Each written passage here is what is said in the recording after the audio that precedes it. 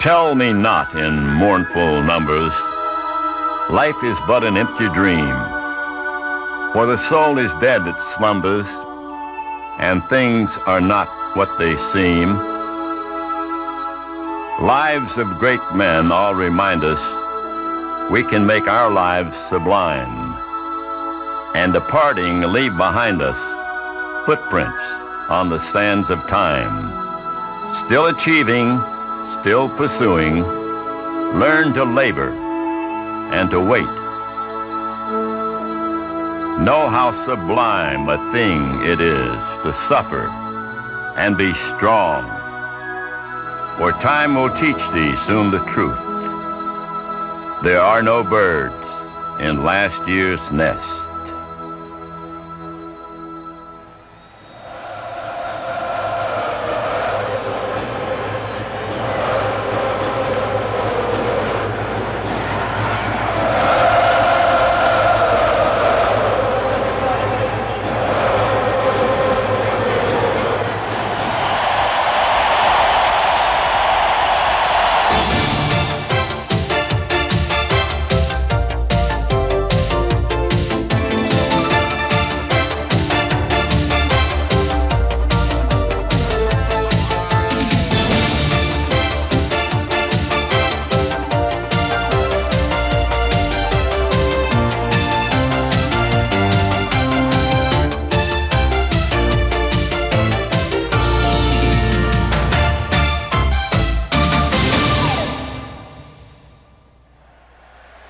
The 1991 World Series featuring the Atlanta Braves and the Minnesota Twins.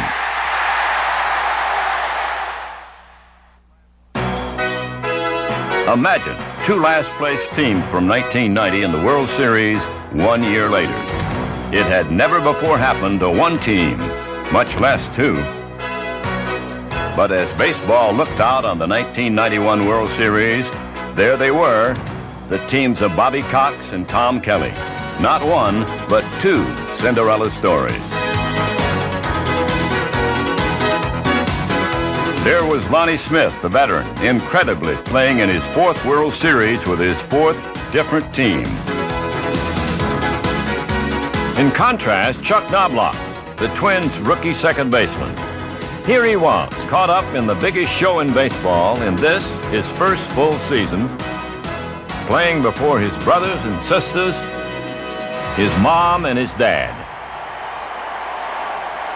Before game one, in a truly fitting gesture, the first pitch was thrown out by Steve Palermo, the courageous American League umpire who was shot and disabled in July while coming to the aid of a robbery victim.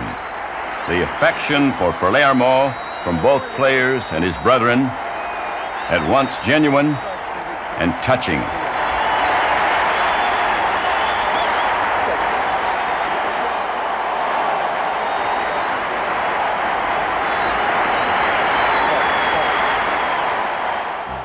There was more goodwill for the Twins' starting pitcher, Jack Morris, a former Tiger who this season came home to roost. Jack Morris grew up in Highland Park near here, watching Jim Cott, Mudcat Grant, Bob Allison, and Harmon Killebrew play for the Twins, and he dreamed of doing the same.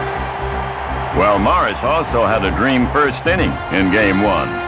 3 up, 3 down. Opposing Morris in this first game was the crafty 12-year veteran Charlie Leibrandt, the only Brave starter with World Series experience. And one of his first tasks, quite appropriately, would be to face a man in the midst of his postseason baptism.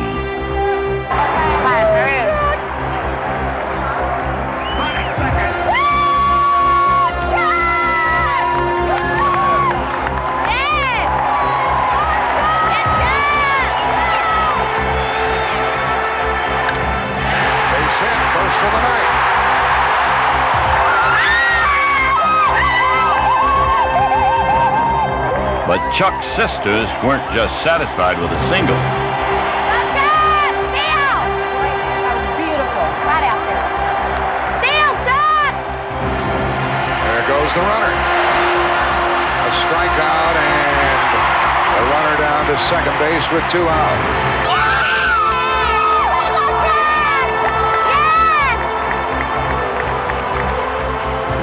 Knobloch was left stranded at second as both Lee Brandt and Morris looked strong the first 2 innings. But in the third, with 2 men out, Dan Gladden, the Twins' left fielder, walked and stole second. And Knobloch got another chance to do his family proud. Dad says he's toughest when he's got 2 strikes on him. Lee Brandt ahead on the count. Knobloch gets a hit. They've got to play at the plate. 1-0 Minnesota. And Knobloch is tagged out. It's something that a play that he likes to do, you know, especially with 2 outs. Now, 1 out, I might not have done it. But with 2 outs, you know, if I can get in scoring position right away or make them cut the ball like he did, then that assures us of a run. So from the Twins' standpoint and from my standpoint, and especially from TK's, that was a good play. He was hoping that I was going to do that. Thanks to Knobloch, the Twins had that all-important first run and threatened to make some more noise in the 5th. Following a double by Kent Herbeck, Scott Leyes lined a single to put runners on the corners with nobody out. In this precarious situation, the Braves' only solace was in knowing that the batter was a light-hitting Greg Gagne. Certainly not a home run threat, and certainly not thinking that way. Don't try to, you know, be a hero or anything. Just try to hit the ball in between first and second. And wasn't really thinking, you know, I want the fastball and just the break and stuff, but I just reacted to the pitch that was in, and I ended up hitting out of the park. Pretty well hit. This ball is going to go.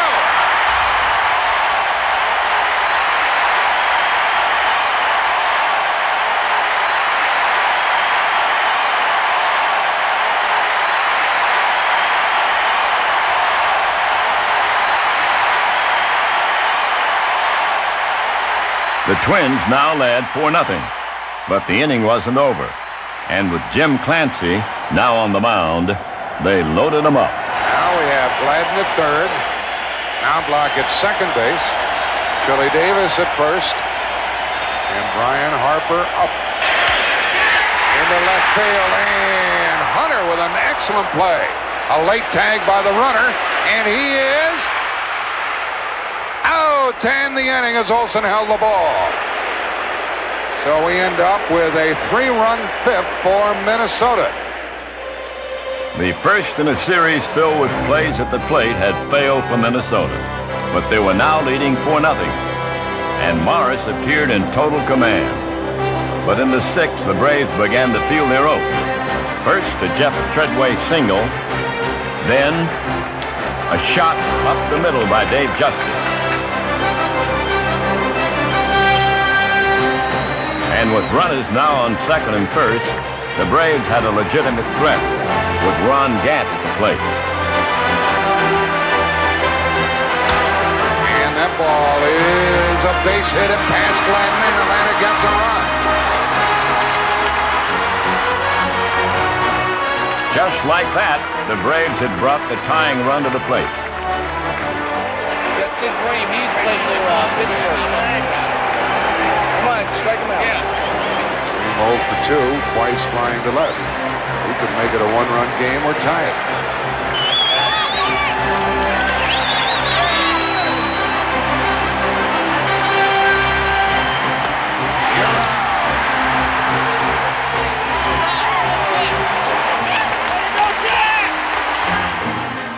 A Kent Herbeck home run in the 6th gave the Twins a 5-1 lead. And as the game now moved into the 8th, a precautionary call went out to the bullpen in the event that Morris was beginning to tire. After all, the Twins' pen had not allowed an earned run in the championship series. And when Morris walked his first 2 batters, it was time for the hometown fans to pay homage to their hometown hero.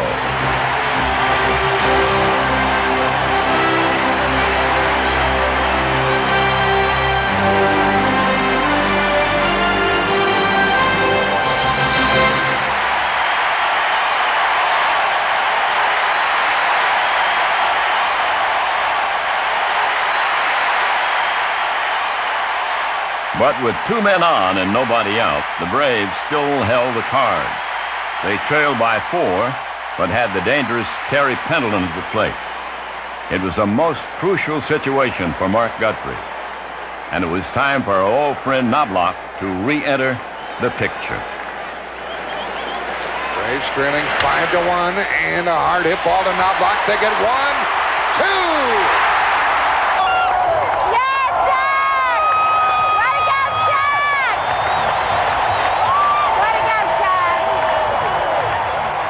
The Braves did score a run in the inning, but it could have been much worse for the Twins. And with a 5-2 lead in the ninth, Minnesota felt quite secure in having Rick Aguilera on the mound. He of 42 saves during the regular season.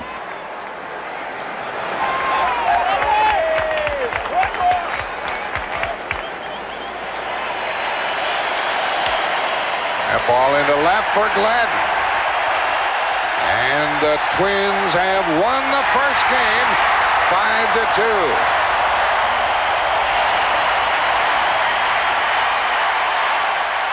The Twins had gained the edge, thanks in part to a rookie who rose to the occasion in his first World Series game. Nice button.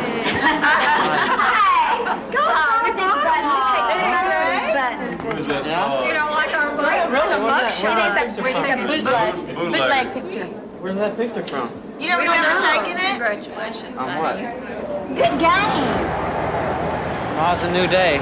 I'll see you guys later. All right, way to go. A new cast of characters took center stage for Game 2. 16-game winner Kevin Tapani would start for the Twins.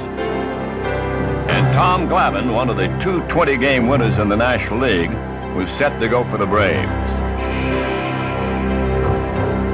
After Atlanta failed in the top of the first, the Twins were recipients of some injustice in the outfield.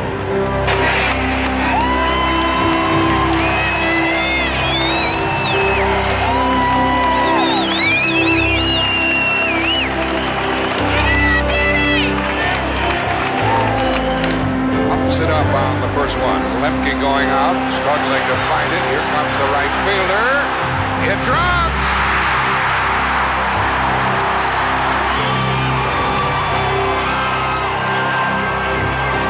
We talked about the roof before this series began, but I do not believe either player had a problem with the roof. I think this is just plain miscommunication. That is David Justice's ball all the way. Braves manager Bobby Cox then saw his pitcher dig an even deeper hole with Knobloch at the plate. 2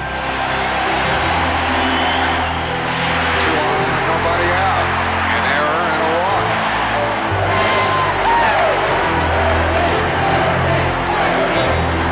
One thing that Glavine has going for him in a situation like this, Puckett led all major leaguers in hitting into double play ball 27 times. That's a lot.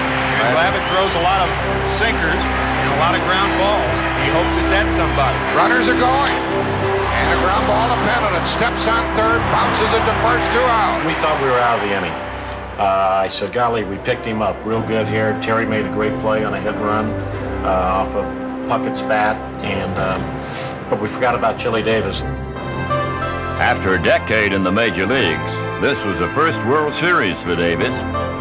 And as he soon discovered, good things come to those who wait.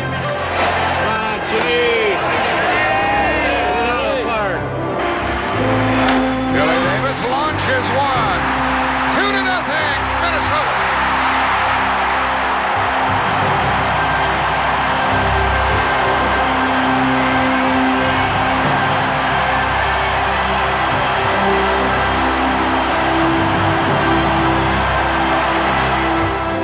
People just went berserk. They knew it was gone. I knew I hit the ball well. I think Glavine knew I hit it well. And when I got to first base and Brian Hunter ran into the fence in left field and the ball went over the fence, it was so loud in there. I never experienced anything like that. And the curtain call was something I'd never experienced before. It was exceptional. I felt chills going through me. it was a beautiful feeling, something you look forward to, you expect in a World Series game. But Tapani gave up a run in the second on a sacrifice fly, and a lonesome battle cry began.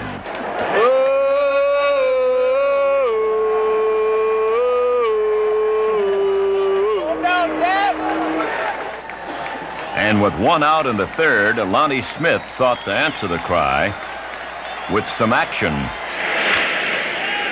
Off the glove of Elias, probably an error, and Lonnie Smith runs the bases with one out. But then came one of the more controversial plays in the entire series. Ron Gant was at the plate, and a single would put the runners at the corners with 2 men out. Or so it seemed. Smith is going, and a hit to left by Gant. And Lonnie's trying. They're going to get him perhaps. He's safe. And now Gant gets back to first, and he's out. I don't know, Jack. It looked like Herbeck pulled him off the bag. I think the Braves have a legitimate complaint right here. That was a close play. He was safe when he got back to the base, and he would have slid. He would have been safe and stayed on the base, and everything would have been fine. But the problem was he didn't slide. He came back in and to first base and ran into me and was falling over, and I kept the tag on him. His momentum carried him off the bag, and I ended up with his leg in my arm, like everybody's talking like I tried to pull him off the bag, but he was just coming off the bag anyway, so I just kind of more or less caught him coming off the bag. I got there in time to, to stay on the bag and to, I was going to be safe, and I was going to plant my left foot to, to make sure that I stayed on the bag. And by that time, Herbeck grabbed my leg, and he kind of fell backwards and pulled me with him. So the umpire was right there, and he called me out. I couldn't really believe it, and I'm sure no one else could, but, he saw it as being out. You have to get on the bag and be under control. And in my judgment, he was not under control once he got onto the bag. Everybody watches the feet on the replays, but if you watch his upper body, he's falling over, and in my judgment, his momentum after he hit the bag carried him on off. The Braves did tie the game with a sacrifice fly in the fifth, and the anticipated pitcher's duel was on.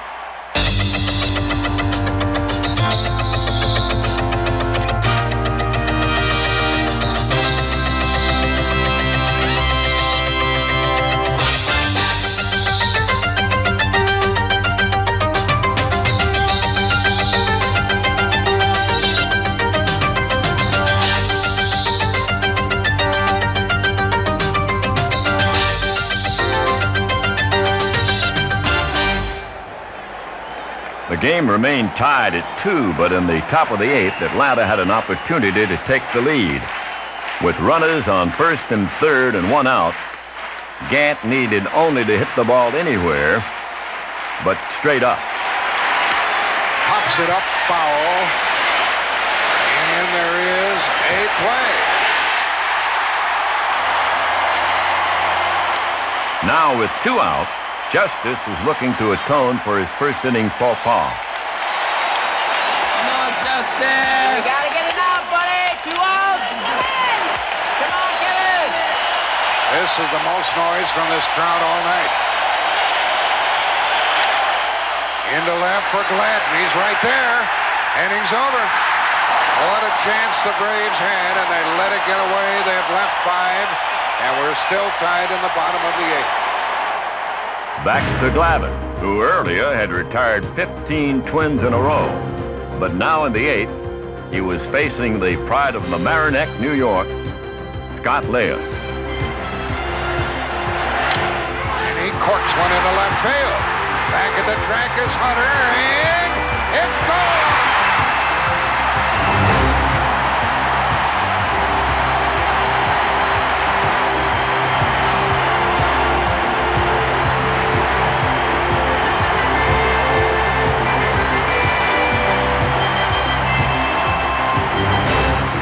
Trailing now 3-2 in the ninth, the Braves were headed for a 2-0 deficit.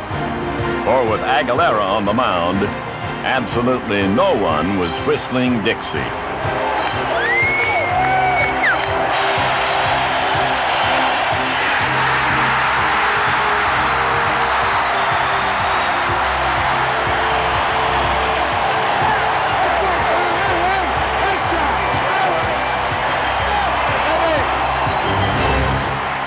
The Twins had swept the first 2 games at home, but the Braves weren't about to concede. Well, if they're going to win it, they'll have to come back here and do it. I'll tell you that much. Fortunately, we're going home, and it's nice to be here in Minnesota, my hometown, but I'm ready to leave. But not even the Braves were prepared for what greeted them in Atlanta, where the long wait for a World Series was over.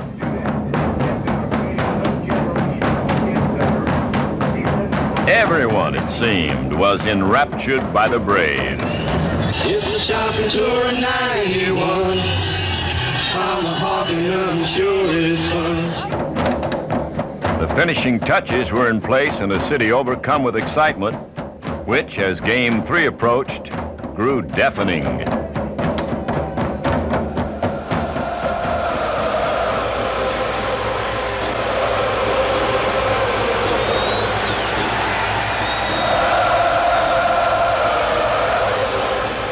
But not everyone was privy to Southern hospitality. As the fans of Van Herbeck know, they would have called that play at first quite differently. I love it! I love it!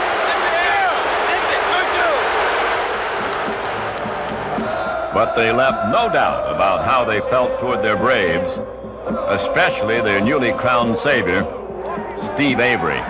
And of course, the big question is, can Avery do it again? He won 18 games during the regular season. Then he beat the Pirates. And now, in order for the Braves to be in any sort of a comfortable position, he's going to have to beat these Twins. Gladden hits it into right center, and Gantz on the move. The ball gets between them. That ball should have been caught. And Gladden's going to end up at third base. They hold him there. Well, that's the way the game started the other evening when the Twins were batting first inning Game 2. And once again, the Twins capitalized. 3-base hit for Gladden is his first hit, and this will put Minnesota on top. Knobloch sacrifice fly, and it is 1-0 in favor of the visiting Twins. And some people thought that Steve Avery just might shut these Twins down altogether. It was the first run in 16 1/3 postseason innings allowed by Avery, but he escaped further damage, and the Braves looked to get even.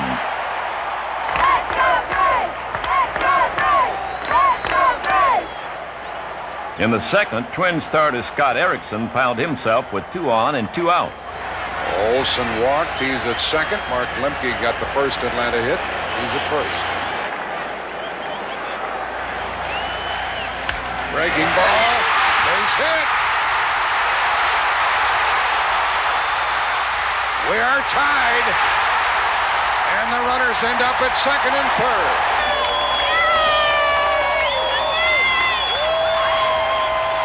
And so it remained tied at 1 apiece into the 4th, when Justice once again got the chance to redeem himself for his first inning miscue and showed that the bat was indeed mightier than the glove.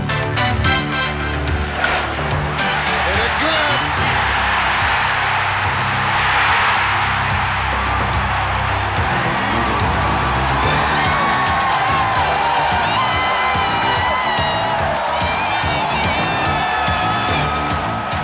On to the bottom of the 5th, where Lonnie Smith's image was further enhanced with 1 man out, and the base is empty. To the top of the batting order, Lonnie Smith has struck out and fouled out to right. Lonnie Smith hits it well. There's another run for Atlanta.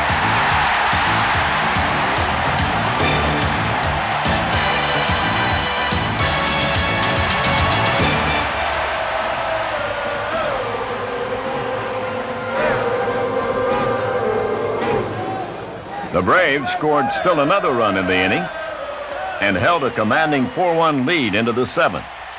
Avery appeared in complete control, but a chink was etched in his armor by the heretofore silent Kirby Puckett. Hit by Puckett, and that one's carrying a long way, and Mitchell can't do anything about that one. And then makes it 4-2 as Puckett gets his first hit of this World Series. And the Twins fans have an opportunity to root here in the 7th inning. And that's the salute from the Metrodome in Minnesota. But back in Atlanta, there was a bit more trepidation as Minnesota began to call on a bevy of pinch hitters to open the 8th. They couldn't help but see Alejandro Pena up in the bullpen in case Avery further faltered.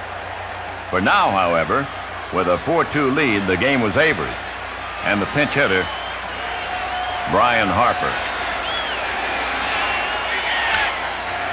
Pendleton scoops it, grabs it, throws it, and safe at first. We'll see how they roll that one, and Harper gets down to first base nonetheless. Because Terry Pendleton is such a good fielder, they're going to give him an error. Sometimes you're penalized by your ability. That brings Bobby Cox out of the dugout. He didn't like the 6th inning or the 7th inning, and the Puckett home run. Now the error, and he lifts Steve Avery. Alejandro Pena will come in and listen to this crowd.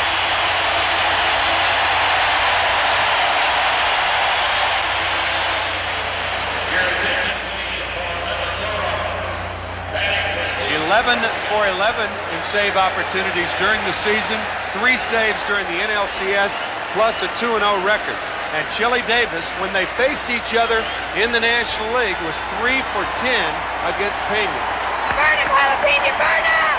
Come on! Top of the 8th inning. Tying run at the plate. Into left field. Mitchell back. How far is this going?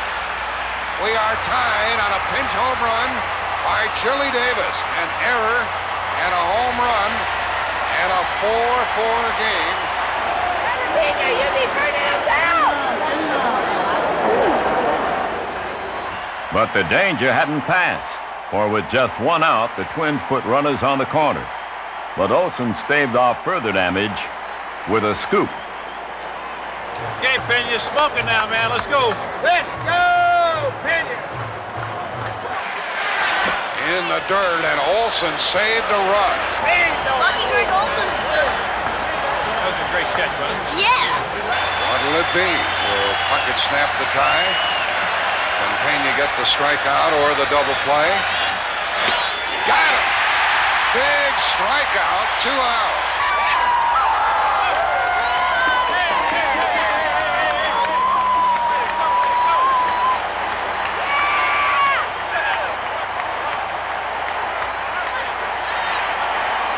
It's a battle between Pena and Shane Mack.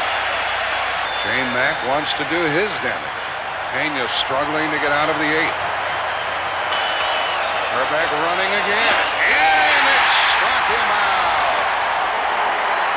Pena had survived, and though the Braves had squandered the 4-1 lead, they were fortunate to be tied. The tension became unbearable as the game moved into extra innings. Then in the 12th, a spark by Gladden. How far are we going to go? Gladden hits it hard to right for his 3rd hit of the evening. Gladden singles with 1 out here in the 12th. And the Twins would like to snap the tie here in the 12th inning and then get Aguilera on his feet in the bullpen. The batter Knobloch, he drove in a run with a fly ball in the 1st. And he has a hit, 1 for 4. Good hit and run combo up there. Double play ball. Whoa, right through Lemke. And it's 1st and 3rd with only 1 out for the Twins. Yeah, that's a double play ball that gets you out of the inning, and it looked like what Lemke did. He looked up before he had the ball. Clearly an error. Up next, Herbeck, followed by Puckett. A breakfast of champions better left untouched. So Atlanta countered with Kent Mercker, and an incredible scenario unfolded. And Rick Aguilera of the Twins is now up. Tom Kelly sniffing a lead here. Hey, we talked earlier about Rick Aguilera and a batter. Wouldn't it be something for Rick Aguilera to pinch hit for Mark Guthrie, who is in the 5-hole now, remember. So if they get Herbeck, you might see a walk to Kirby Puckett to load the bases, even if runners are at 1st and 3rd. Just thinking ahead. Tim McCarver's prescience proved perfect as Mercker met Herbeck head on. First and third, the runner going again. Strike three called, and Knobloch steals second. And that set up a World Series first since the designated hitter debuted in 1973. A shining pinch hit moment for a pitcher at the plate. Puckett is up, and Tim McCarver right smack on the money with regard to what's going to happen. And Aguilera's going to be the pinch hitter. What about this? Now, you know, this is unbelievable. Top of the 12th, the bases were loaded, 2 men out, and a pretty good hitting pitcher at the plate. Here comes Aguilera. This pitcher has a .203 lifetime batting average. A single, an error, and a walk have loaded them up. Braves should have been out of the inning long ago. Aguilera hits it into center field for Gant. We're still tied. 3 left for the Twins, who have stranded 10 and will send Rick Aguilera to the hill. It was getting late. Every Twins player had been used except Morris and Tapani. Kelly was getting desperate. We were probably going to play one more inning with Aguilera on the mound, and then I wasn't going to kill him, and I wasn't going to do that at all. So I was going to just put Dan Gladden out there and let him wing it up there, and Aguilera would play the outfield, and we'd go from there. There began with 1 out in the bottom of the 12th when Justice lined a single into right. The home team fans began to stir.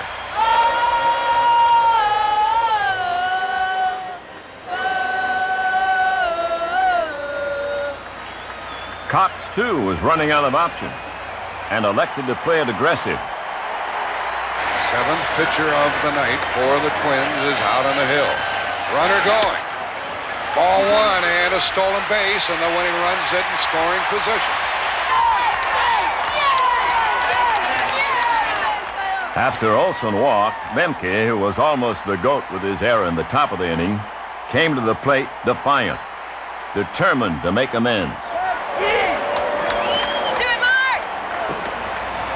Lemke hits it into left field.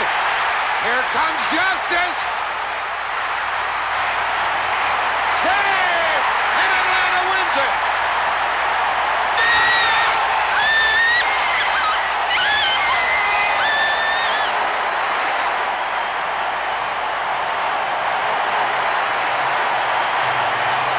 The throw by Gladden, too late, and the Braves win their first World Series game ever. The little men have become the big men in this series.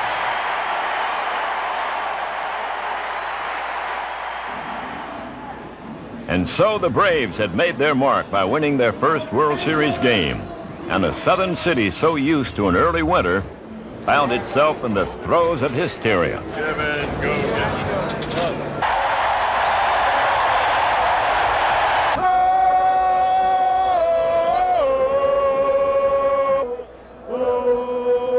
Game 4 marked the return of Morris to the mound, looking to extend his success. His counterpart, John Smoltz, who was a boy growing up in Michigan, idolized Morris. And for extra incentive, he had his dad on hand, watching his boy play ball. Come on, Johnny, babe! Hey, thanks, eh?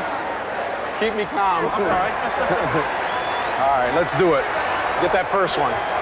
But 'twas the Twins who got the first one in the second inning, as Brian Harper doubled, and with 1 out, Mike Pagliarulo proved once again that you don't have to hit them hard, just hit them where they ain't. Into short left, Belliard can't get it, and the run is going to be in time, and it's 1-0 Twins. A little blooper into left. What a bleeder. What a fungo hit. Just a little fungo hit.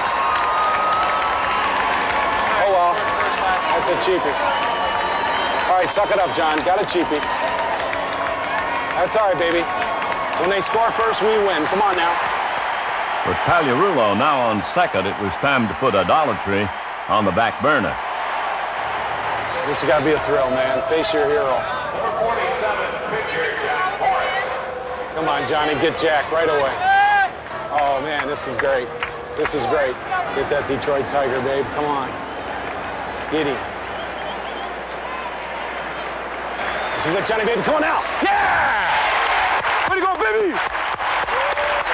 All right, let's get that run back. Come on, Braves. As the game moved into the third, the Atlanta fans grew restless. Come on, hit the ball. So with 2 men out, Terry Pendleton responded. Pendleton hits it very well, and it carries out into right center. Tied.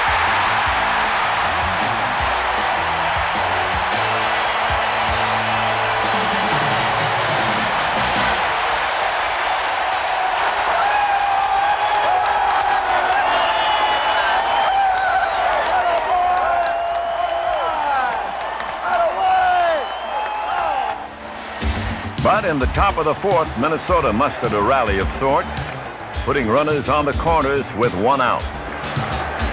Runner at third is Shane Mack. Reached on a fielder's choice. Pagliarulo's 2 for 2. 1 out. The batter, Gagné. With the pitcher coming up next, squeeze situation right here. That was the first thing from my mind, and my game plan was just to try to strike him out because the pitcher was coming up next. Greg Gagné was having trouble with the slider hitting, so we went with the slider, and it happened to be low and away, and that was a real tough pitch to bunt. Squeeze play, and they missed it. They've got Mack, and he's up. The other runner down to second. Yeah! Way to go, Greg! Way to go, Gregory! The unsuccessful suicide gave the Braves new life, but they were once again done in by a fundamental mistake in the fifth. With Lonnie Smith on second and nobody out. Pendleton drills one to deep center. Lonnie Smith is going to head for third. Nobody out. They're sending him home. A late throw by Knobloch and out! Harper held the ball. Pendleton ends up at third. That was a terrible base running play by Lonnie Smith. You don't tag up on a ball hit deep over the outfielder's head. You go a third of the way. Well, my first instinct was to go a third of the way to halfway, just in case the ball fell in. I took a look at the ball as well as Kirby Puckett, the center fielder, and it appeared that he was going to catch the ball. It looked like Puck was going to catch the ball, and I'm sure that's what Lonnie Smith thought, that he was going to catch the ball, so he went back to tag up, which is a good base running play to get to third base with 1 out, but all of a sudden the ball just kind of took off and went over Puck's head. And once I saw that he didn't catch it, I tried to turn on whatever speed I had left and had hopes of scoring on the play. I knew it was going to be close. I was concentrating, trying to get the ball, and as soon as I got the ball into my glove and also in my bare hand and to hold onto it real tight, I looked up and Lonnie Smith was right in my face. So I knew I had no shot at going under him, and there was no chance of going around him. So my only recourse was to try to go through him. He just nailed me. I mean, it was just a perfect hit. I don't particularly like to see that type of play, only when it's absolutely necessary. When the dust had settled, Pendleton was on third, but the Braves ran into Harper once again. Here comes the runner trying to score. He is out! Pendleton is tagged out on another great play by Brian Harper. What are we doing? That ball was not anywhere.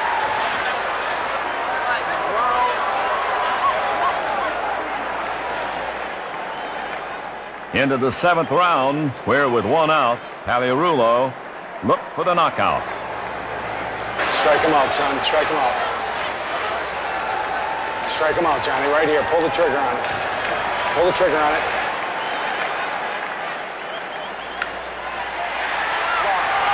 It's out of here. Knew it.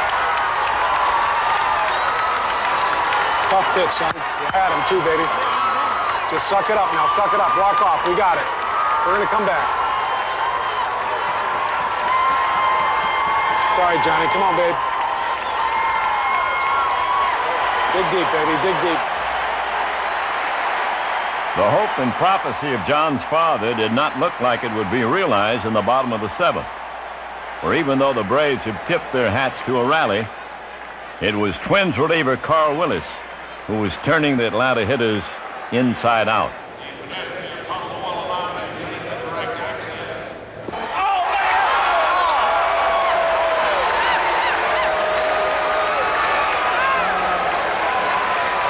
We can do it. 2 outs. We can do it.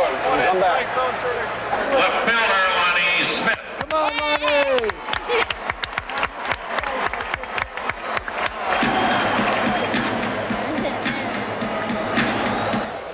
But with 2 out, Lonnie showed there was still some chop left in the wood. Here's Lonnie hitting one a ton to tie it.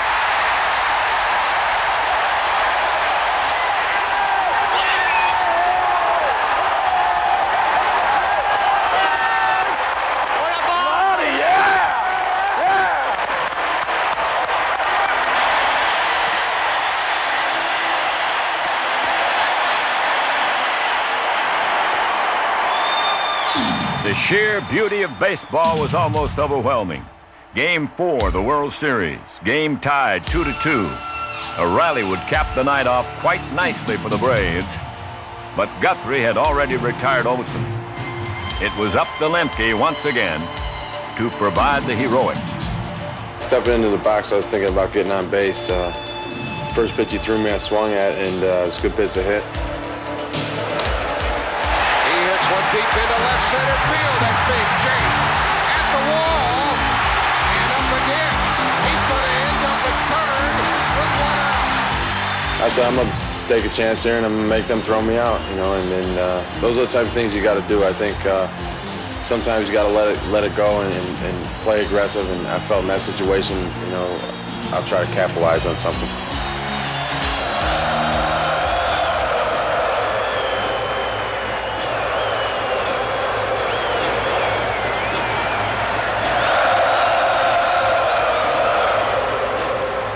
After walking Blauser, Kelly elected to rest his fortunes on bedrock. And now Kelly's going to come out and make the move and bring Bedrosian in. Bedrosian will pitch to either Cabrera or another pinch hitter. Well, now Bedrosian is in the game. Tight spot for the Twins. Bobby Cox made the switch to Jerry Willard, who is the pinch hitter with Mark Lemke at third base, Jeff Blauser at first base, and only 1 out. Long fly ball, the game is over. See how shallow the outfielders are? This fella has played at Bend, the Peninsula, Reading, Oklahoma, Charleston, Cleveland, Maine, Tacoma, Birmingham, Vancouver, the White Sox, and he's had only 14 at-bats this year.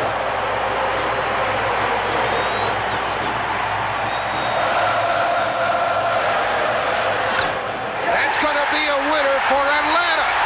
The runner tags at third. Here's the throw from Matt. Here's Lemke. He is out. Safe. They called it safe. And Atlanta wins. They were tied 2 games apiece. They said Harper did not tag it. Brian Harper can't believe it. You've got to make the tag with the ball. Right there. See, he's got the ball in his hand, and the glove, he never made contact with the runner with the glove. Another gut-wrenching game at Atlanta Fulton County Stadium, and another unlikely hero in Jerry Willard.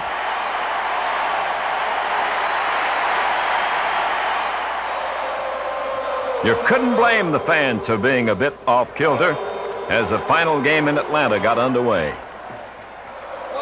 The Braves called on Tom Glavine to pitch the pivotal 5th game, and with a sense of deja vu, he found himself once again facing Kevin Tapani, who had pitched 8 solid innings to win Game 2. In the early going of this game, Tapani and Glavine once again dominated. But in the bottom of the 4th, Gant broke through Tapani's veneer and set the stage for some Southern justice.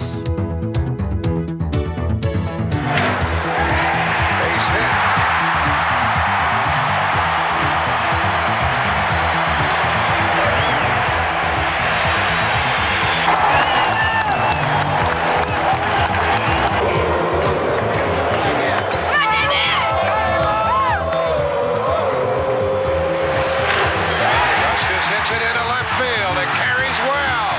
And it is gone.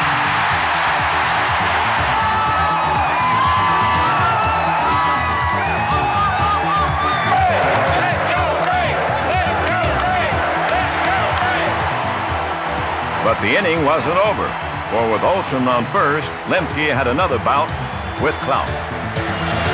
Now Lemke drills one into right center field. Did he do it? Off the wall. The run will score. Lemke going for third. He makes it.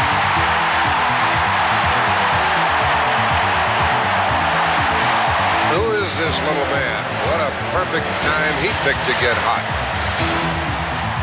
Kelly's heroes were being done in by the Mighty Mites.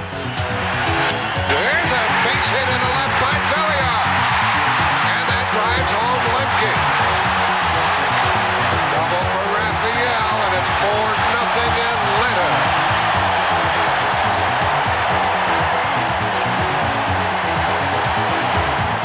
The Twins could sense this one getting out of hand.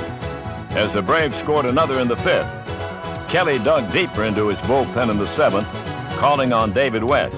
But all he did was put a Mr. October postscript on the storied World Series career of Smith. Barney hits it high, hits it deep. There she goes.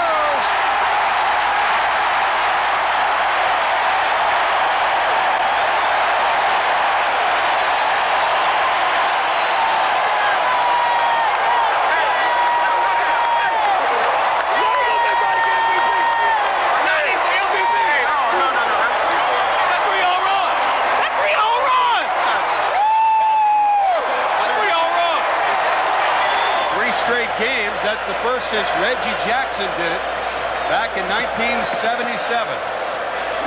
Lonnie's third straight home run game spurred the Braves to break out the bats.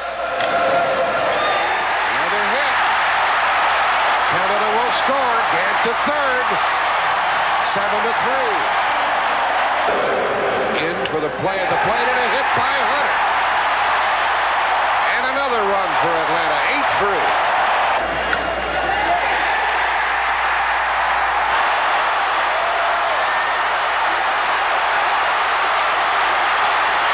Another triple.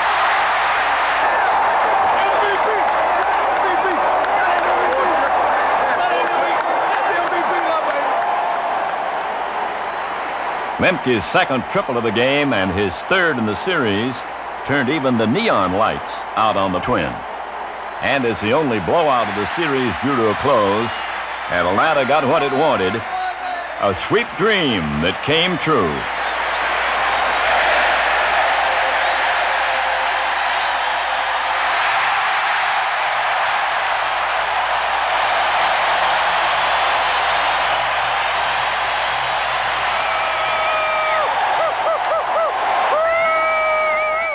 Three straight in Atlanta wasn't the end of the series, but it wasn't peanuts either. They needed but one more to win. We intended to sweep. That's what we came here to do, and that's what we did. With a theatrical flourish, the Braves were now one win away from the title. But they had to return to the Dome, where the Twins were simply perfect. The Homer Hankies were out in force for Game 6, and the revitalized Twins were out to stop the Braves' momentum.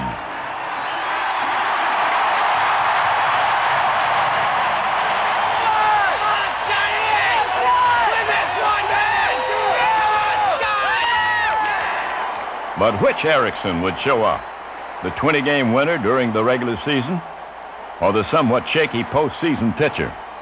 And what about Avery? Would he start another scoreless streak? Or was he ready to wilt from the pressure in the inning? Well, in the bottom of the first, Knobloch offered up an indication. Base hit for Knobloch. Knobloch now 7 for 18 in the World Series. Kirby, Kirby, Kirby, Kirby, Kirby. The batter is Kirby Puckett. He's been cold, cold, cold. 3 out of 18. That's fair. He's going to score. Puckett for third.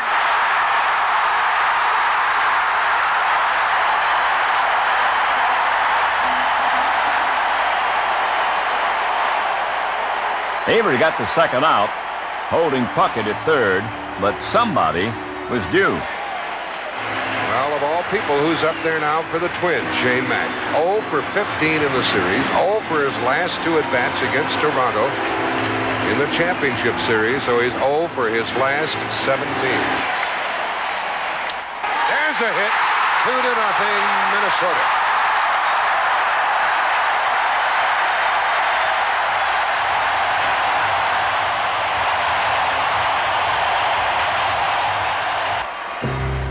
The Twins carried that 2-0 lead into the third, where with one man on, their defense painted one of those memorable World Series pictures that stand the test of time.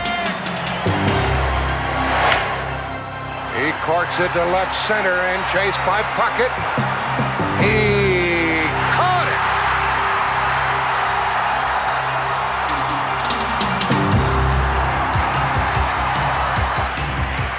Brilliant play by Kirby Puckett. Watch him time the jump.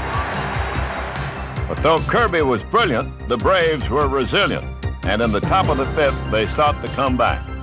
Rafael Belliard opened with a single, and with Lonnie Smith at the plate, the Twins made a rare mistake.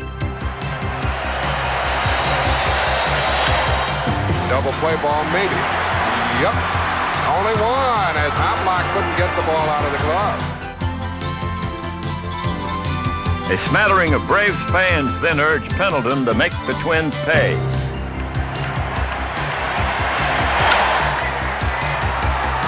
Puckett chases it to the track. It might go. We're tied. Pendleton's second home run of the series ties it in the fifth. That's what happens when you fail to make the double play.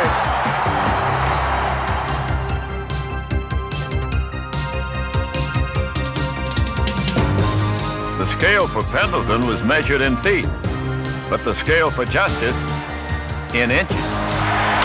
Here's a smash by Justice. Are the Braves going to take the lead? Foul. Everybody off the Atlanta bench. Justice thought it was a home run, and the right field umpire made the call. No doubt it was far enough. Oh, yeah. And it was a tough call for Rick Reed, the right field umpire.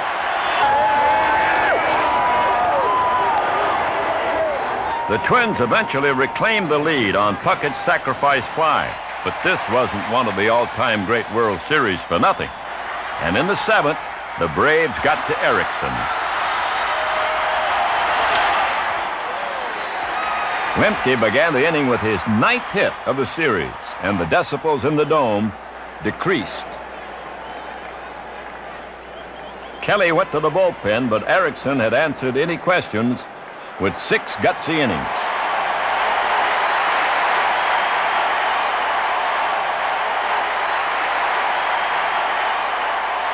Now it was Guthrie's turn to stem the tide, but a wild pitch and a walk had opened up a can of worms.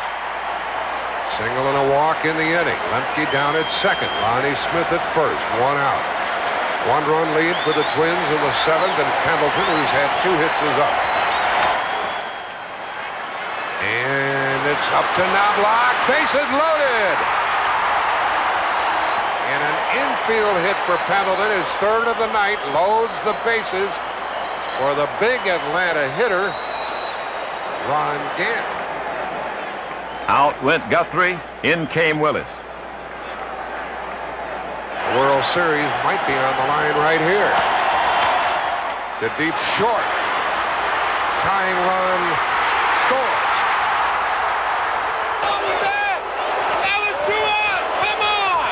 Lemke crosses the plate to make it 3-3. Now 2 were out, but a runner stood ominously on third.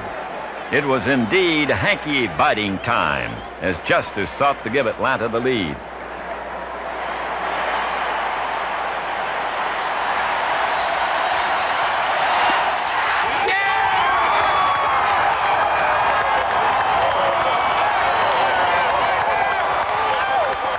It was both a beautiful dream and a tension-filled nightmare, all wrapped up in one.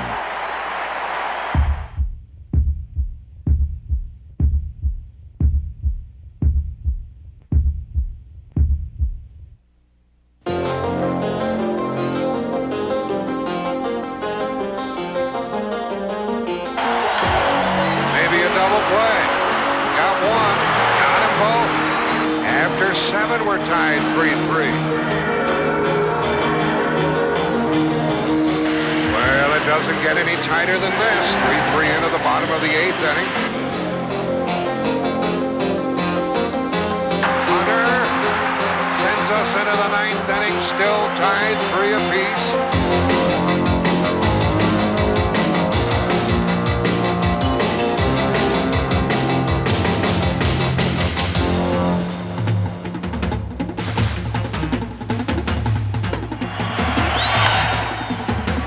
Ball deflected to Genki. He gets one and a double play. Now the Twins could win it and tie it with a run in the 9th.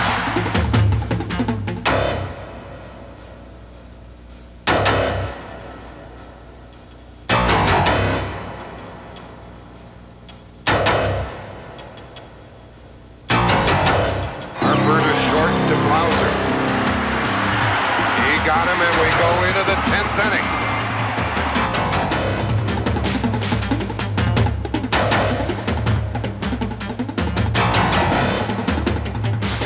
Runner going, and a line drive, double play, unassisted.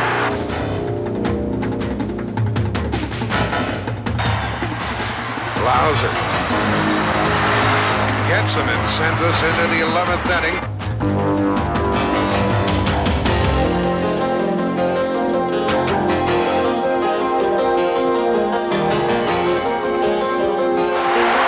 And again, Minnesota can win Game 6 with a little old run. Here's the new pitcher for Atlanta, Charlie Lee Brandt. This is his 2nd year with the Braves, and this is his first relief appearance. One of the big guys for the Twins leads it off in the 11th. Kirby Puckett, he's had a single, a triple, stolen base, run batted in, run scored. He'll be followed by Davis and then Mack. Into deep left center from Mitchell, and we'll see you tomorrow night.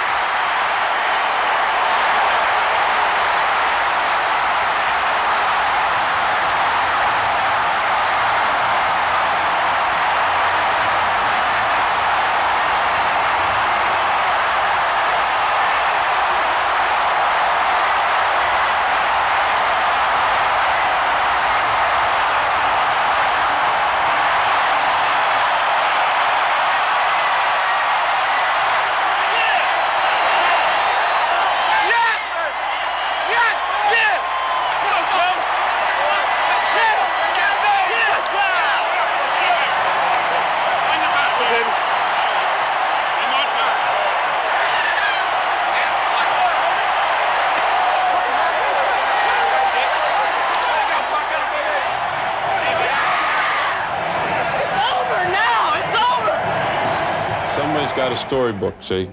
There's a book, and it's on page chapter 6 is over, and now you turn to chapter 7. It's a storybook World Series. What's going to happen tomorrow in Game 7, chapter 7? Oh my God, I can't wait. It's going to be something. Can you imagine this going on like this? Unbelievable. The fabled Game 7 of the World Series and a rematch of the Game 4 starters. Here's the starting pitcher for Atlanta, number 29, John Schmaltz. Warming up for the Twins, number 47, Jack Morris. The recognition that this was one of the truly great World Series was not lost on the players, who acknowledged from the start that everyone had won. And to nobody's surprise, a taut, nerve-wracking pitching duel commenced.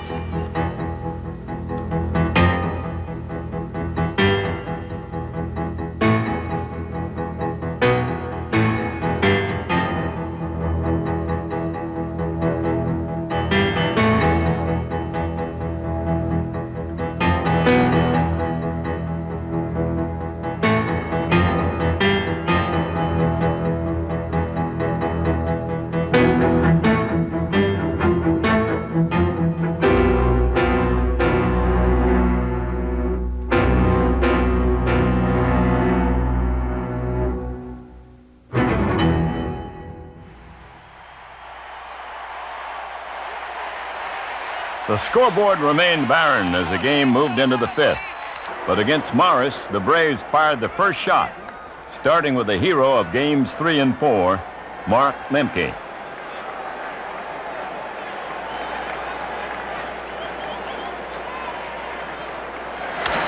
And another hit for the little guy. That is number 10 for Lemke. It is a guarantee that Belliard will be bunting on the first pitch. Belliard had been quietly exceptional throughout the series. And in a game like this, one run could make all the difference.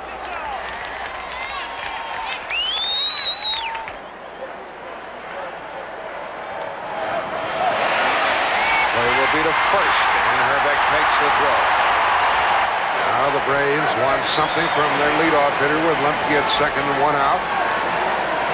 Lonnie Smith is flying to right, and he's walked. He bunts. And the play by Pagliarulo, safe. First and third, 1 out.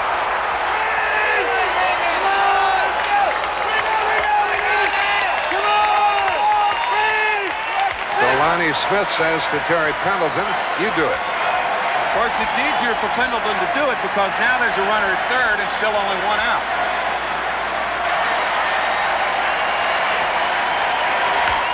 Popped him up for the second out. Shortstop wants it. And has it 2 out. So Pendleton leaves them. I said it the last time he batted. If the Braves are going to win, Ron's going to have to do something. Braves have left 4. Have 2 on, 2 out. Then with one pitch, a pair of could-have-beens for the Braves. In the dirt, blocked, the runner halfway, and he is safe. He got back.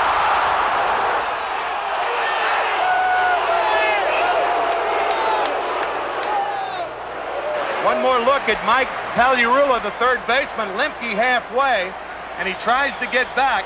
Look at the right knee of Pagliarulo. He drops down, but Lemke is clearly back in there. Good call. First and third, 2 out, 3 and 2. Lonnie Smith will go. Runner going. Strike. Well, I made a good pitch on him in a critical situation with the guy at the plate that I respect a tremendous amount. I threw a pretty good fastball and got him froze. And it was just, you know, sometimes you just have to show your emotions, let them go, and I did that at that point. On to the bottom of the sixth, where this time it was the Twins' turn. Puckett drew a walk, and after Herbeck flied out to Gant, the spotlight was on Chile.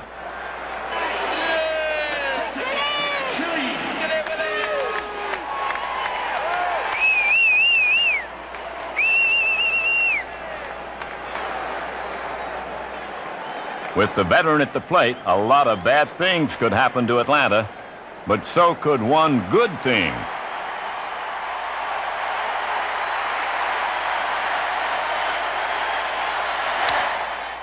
To Bream, throws to second, gets one, and gets the return. Folks, this game is going to be decided late. And so the stage was set for the incredible 8th inning of the 7th game, perhaps the most nail-biting complete inning in the history of the World Series.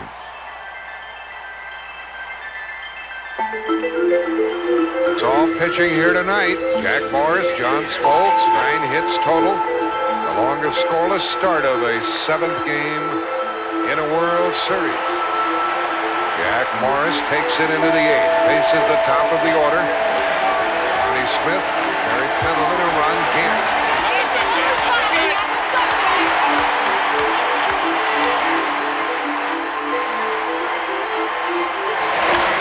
That's going to drop, I think it does. And that's the second hit of the night for Lonnie. On base for the 3rd time. Now what do you do with Pendleton, Tim? Well, there are a lot of ways you can go. You can bunt, you can hit and run, or you can play it straight up. Well, they went straight up and got 2 quick strikes on Pendleton, who then stayed alive by the skin of the ball.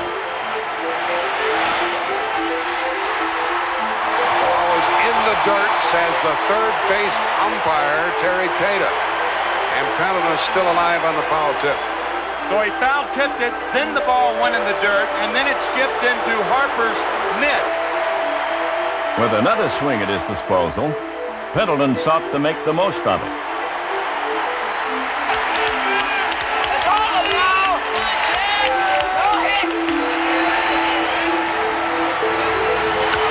Pendleton into left center field. That ball is down, and a bad, well, it's off the wall. Lonnie Smith is held up at third, and he didn't do very good base running. Well, that's what we were told, but it's possible that Smith simply lost the ball. It was a hit and run, or maybe he fell for the decoy by Knobloch and Gagne at second. The fact was, he didn't get thrown out at home. And with runners on second and third with nobody out, you had to think that somebody, anybody, would get him across the plate. And we still have no score, but it's second and third and nobody out. The infield comes in now as Ron Gant comes up.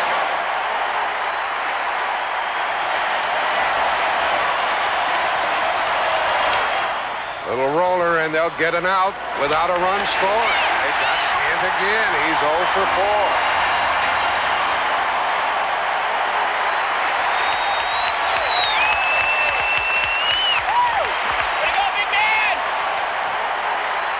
With one out now, Morris had to be wondering if Kelly was going to leave him in the game. At first, Brian Harper came to the mound, and I looked at Brian and said, "He can't be taking me out right now." Kenny says, no, I don't think so. And when TK came out, he smiled, which he's done several times when he's taken me out. And I just stood there like, I'm going to kill you if you take me out. And all he did was come up to me and say, I think we should walk this guy. He says, what do you think? I said, you're the boss.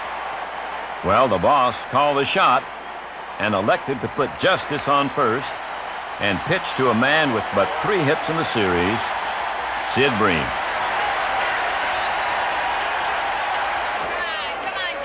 Come on, buddy.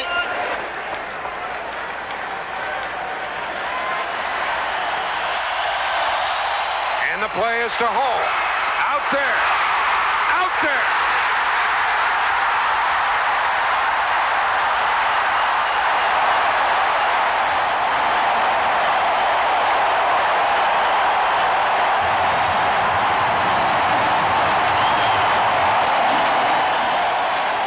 It was the biggest play of the series by far, but how could the bottom of the 8th ever top the top? Well, it began when pinch hitter Randy Bush opened the inning against Smokes.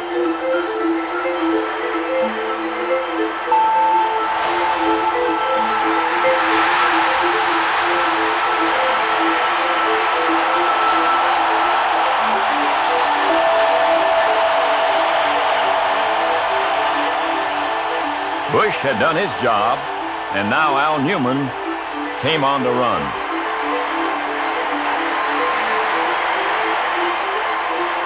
Gladden popped out after failing to sacrifice, so with one man out, the pressure returned to Knobloch. About this young Atlanta hurler. Aaron Schultz. Runner going. Base hit. First and third, one out. And who's up? Puckett.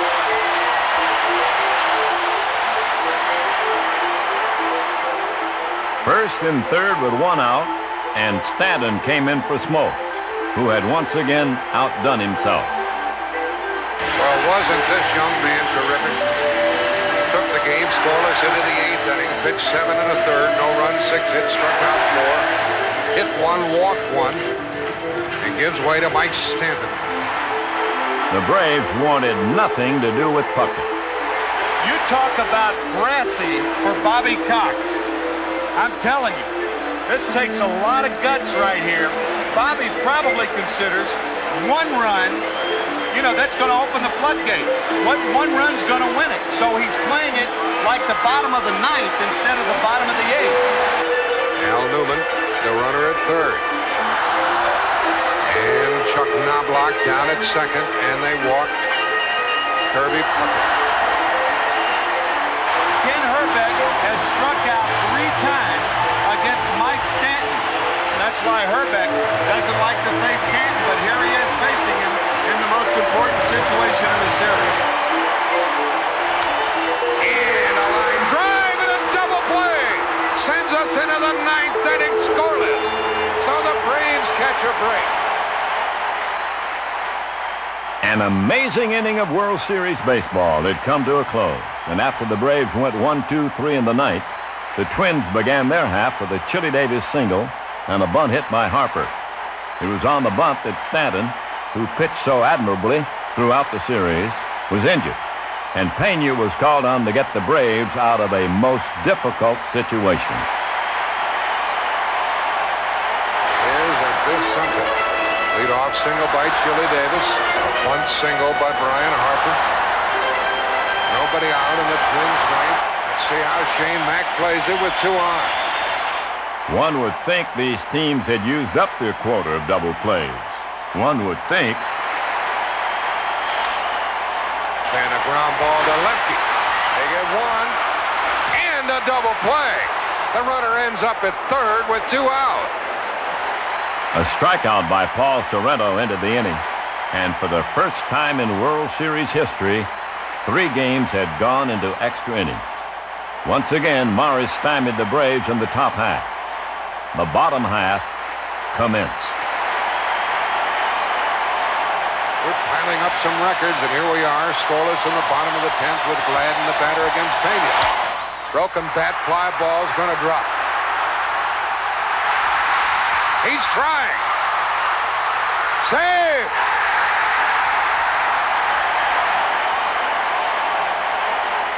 A broken bat looper and a decision by Gladden right out of the box had put him on second. Now the strategy was to get him to third. What followed was perhaps the most underrated play of the series, performed to perfection by Knobloch, the rookie.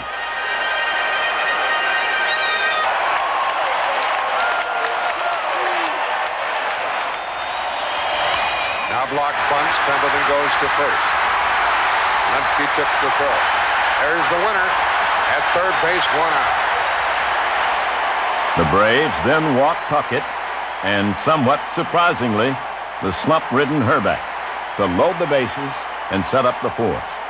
On came Gene Larkin, an unlikely hero. Larkin is the pinch hitter with the bases loaded and 1 out. Minnesota bench hoping to get this winning run across here in the 10th. It's carried by Dan Gladden at third. Pena in a jam. The Twins are going to win the World Series. The Twins have won it. It's a base hit.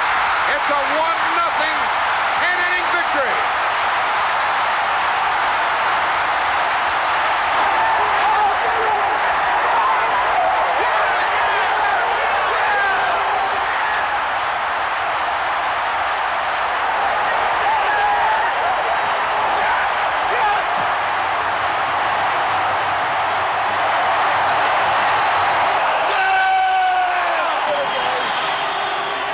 For Morris, the Most Valuable Player award, and richly deserved. For both the Minnesota Twins and the Atlanta Braves, the end to a glorious 1-year journey from last place to a World Series that was simply the best. We knew it was 1 in a million. It was such a long shot. Somehow we got here together.